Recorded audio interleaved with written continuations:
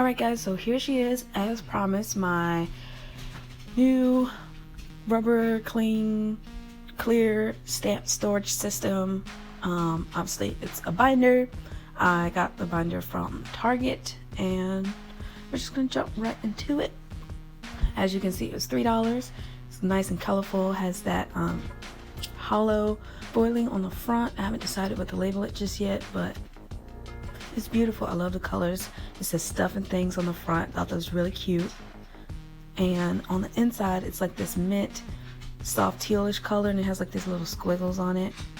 And then what also caught my eye was this little elastic on the right corner to kind of help keep it closed.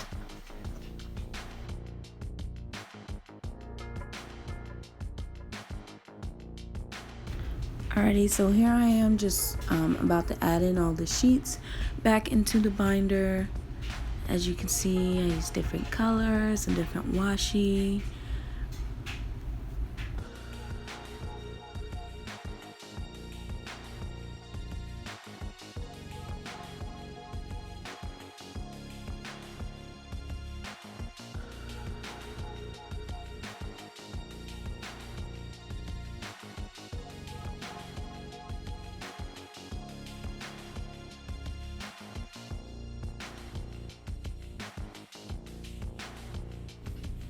So I've been going back and forth trying to decide whether or not I want to keep the little clear printout things that come with the clear stamps. Like I can leave them on the stamps or just take them off completely. So at first I was just going back and forth, but I think eventually I just decided to take them all off. But as you can see, this is me taking them off right now.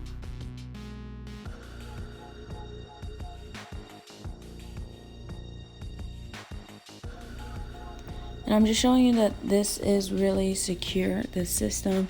As you can see, I'm shaking it pretty hard, and my dog just sneezed. I'm shaking them pretty hard and none of the stamps are falling off. So I really love the system so far. So these are the papers I used as like the background. They're cardstock.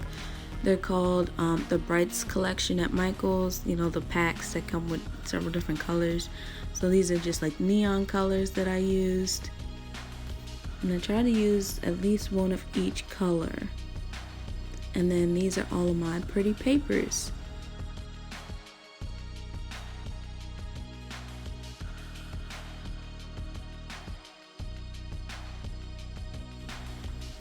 And then for some of them I scanned them first and then opened them up in Word and added special like effects to them, and like I just used it as a picture or saved it as a picture and then went into Word and used the like in the picture toolbar there's a artistic effects section, and for this one I used the effect called glass and it brightened up the paper a little bit.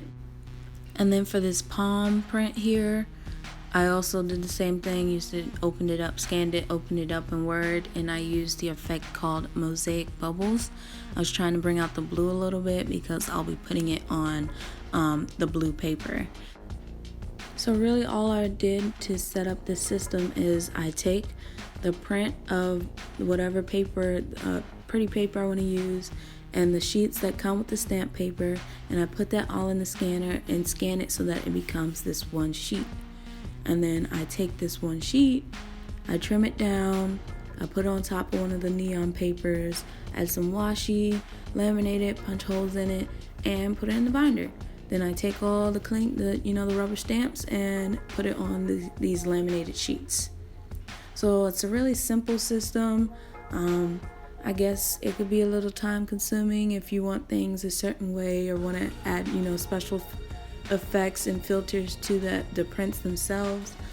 But once it's all done, I love it, and I think it's such a better alternative to just having those tiny keeping the rubber stamps in the packs that they come in and having to pull out this big stack of rubber stamps and going through each package trying to find the stamp you're looking for. And you see, like, I don't even need all these the prints that come with the stamps, I don't even need those no more because I've scanned them, and they're in my binder, so I could file them away for some reason. Maybe I want to change the look of them or something. But ultimately, all I need is this binder, and I'm good to go as far as my stamps. So here's the very first one that I did, and there's absolutely nothing wrong with it. I just didn't like how the paper was longer than the actual mechanism of the binder, like the binder clips. So I just redid it and made sure with the rest of them I trimmed them down so that they didn't extend past the binder clip mechanism, because you could keep it, but it annoyed me, so I just redid it. No big deal. So my first few sheets I used the since I have the Scotch thermal laminator, the one that's like 20 bucks at Walmart. I used the Scotch brand laminating sheets that Scotch makes for that laminator, but I ran out of those sheets and went to Walmart and grabbed this kind. They're like $3 less for a 50 count box. Both boxes are 3 mils, so I figured I would try this one. Plus this one said glossy specifically on it, so I did notice that these were a bit shinier and glossier than the Scotch brand ones, so naturally I like these better because they were cheaper and for me seem to be a bit better. Alrighty, so here we go. Like I said, I'm going to use that palm print one on a blue background, and then obviously I need my laminating sheet, my laminator. I'm going to go ahead and turn that on and let that warm up. But as you can see, there's a tray in the back to help feed the laminating sheet through, and it has 3 buttons: the power button, a 3 mil button, a 5 mil button. I just always put it on 5 mil. I feel like it does something better. I don't know whether it does or not, but I just do. And so I'm gonna go ahead and trim off, at the very least, the white edges of the paper, but most likely I'll trim off a bit more as well, so more of the blue neon paper sticks out behind it. And I don't think I've already mentioned it yet, but the papers are printed on just regular computer paper. I got printed them out on regular computer paper. That's why I use the neon cardstock as sort of like a base to add more structure to the sheets. And then so that's why I do the computer paper. Then I use the washi in the corners to adhere it to the cardstock, and then laminating it will give it some more structure, but will also allow the rubber stamps to cling to the sheets. So all in all, after everything's done, it's very sturdy, very, very sturdy.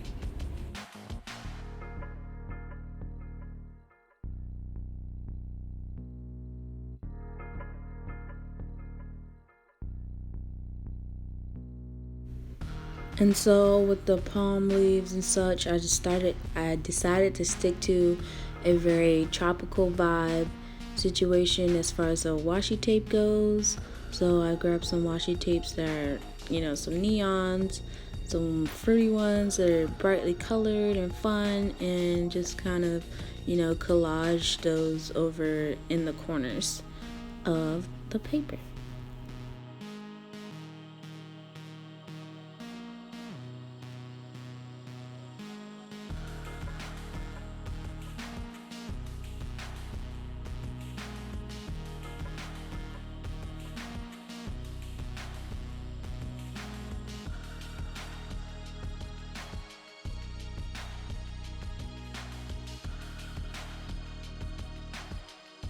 And if you're anything like me, which I'm sure most of you are, crafting, calms me. It's kind of just like my zen place. So I was just sitting, watching, I think, Lord of the Rings at the time. So that's why I'm doing this voiceover, because I'm sure you don't want to hear all that in the background. But, and I just sat down at the table, had my TV on, and was just, doing these sheets and playing with my washi and papers and laminating them, and then punching holes and putting them in the binder. Very simple, easy to do. So I really liked it. I hope you guys like this system as well. Alright, laminating time. When you see that the light has turned blue on the laminator, it's ready to go. And I'm just going to run it through once, flip it over, run it through again. Not sure if this really does anything, but I feel like I need to do it, so I do. So this is how she's looking, all shiny and glossy and beautiful. I'm just going to trim off the excess laminate paper on the edges, punch holes on the side so I'll be able to put it in my binder, and then run it through the laminator a few more times, one side, and then flip it over in the other side, just to make sure after punching those holes everything is still adhered and set in stone. And here comes the fun part, which is putting all of these rubber stamps onto the sheet.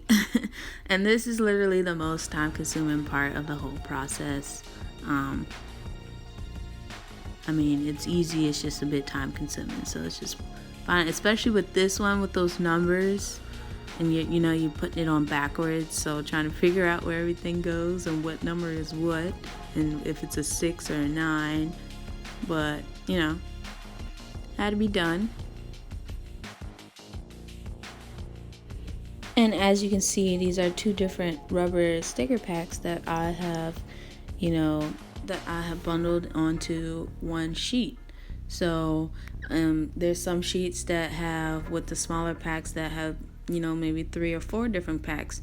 So now I'm, minimizing the packs of sheets I have, or the packs I have, and, conducing it to one sheet is just awesome to me. So again, you can just decide whether or not to keep those sheets in your binder, but I just prefer to have them off. And just a quick shake test. As you can see, everything's secure, staying in place. And then a final flip of my rubber clear cling stamp storage. I love it, I love it, I love it. I think this binder is just such a much better alternative to just having those packs. Stacks and packs. Packs of stacks. Stacks of packs laying around. Alright guys, so that is my system. I hope you guys liked it. Let me know if you tried it. As always, never settle for face value. And I'll see you guys next time. Bye.